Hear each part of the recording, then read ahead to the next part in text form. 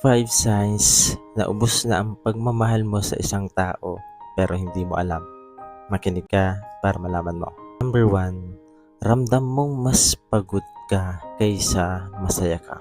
Alam mo yung madalas kang drain kaysa excited. Hindi ka na yung unang gustong magkwento sa kanya. Dati siya ang safe space mo. Ngayon, mas gusto mo na lang manahimik. Number 2, mas pinipili mo na lang na lumayo kaysa magkaroon pa ng strong connection. Hindi ka na nagagalit, pero hindi ka na rin nag-e-effort. Yung tipong wala ka ng ganang makipag-ayos. Parang mas madali pang umiwas kaysa makipag-usap.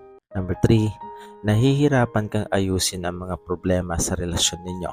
Kapag may problema, hindi mo na gustong ayusin. Pakiramdam mo, ikaw na lang ang may dala palagi. Ikaw na lang ang umaasa na babalik pa sa dati. And you're getting tired of carrying it alone.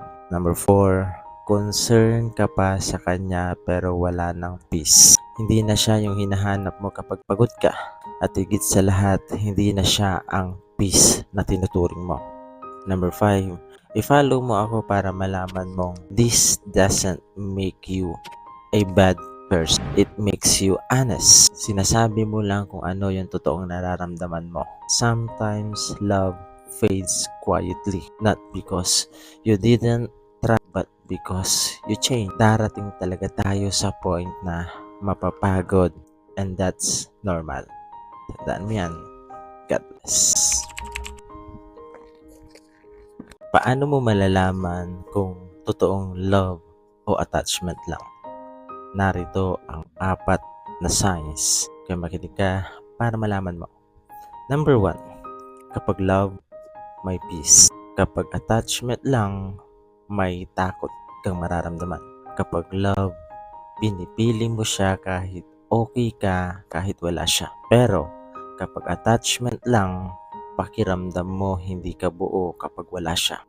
Number 3, ang love, hindi ka kinukulong. Pinapalaya ka nitong maging sarili mo. May tiwala ka, may respeto at may pag-unlad. Samantalang kung attachment lang, madalas galing sa loneliness. Takot maiwan, takot mag-isa. Kaya kahit hindi ka na masaya, kumakapit ka pa rin. Number 4, i-follow mo ako at tanungin mo ang sarili mo.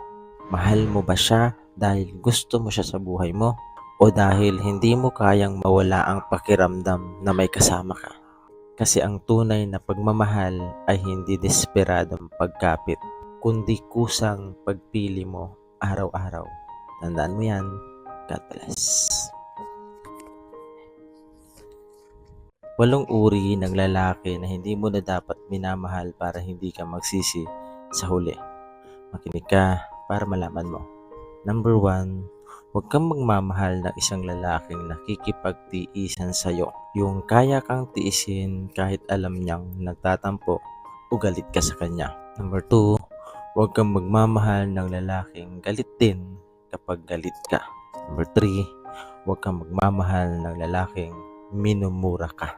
Number 4, huwag kang magmamahal ng lalaking hahayaan kang masaktan dahil sa kanya. Hindi niya iniisip yung nararamdaman mo. Makasarili ang lalaking ito. Number 5, huwag kang magmamahal ng lalaking patutulugin ka ng may sama ng loob na nararamdaman. Piliin mo yung lalaking handang makipag-ayos bago kayo matulog. Number 6, huwag kang magmamahal ng lalaking kaya kang tiisin ng buong araw na huwag kang kausapin. Number 7, huwag kang magmamahal ng lalaking kaunting problema lang ay bibitawan ka na agad. Maghahanap na siya ng iba at ipagpapalit ka na.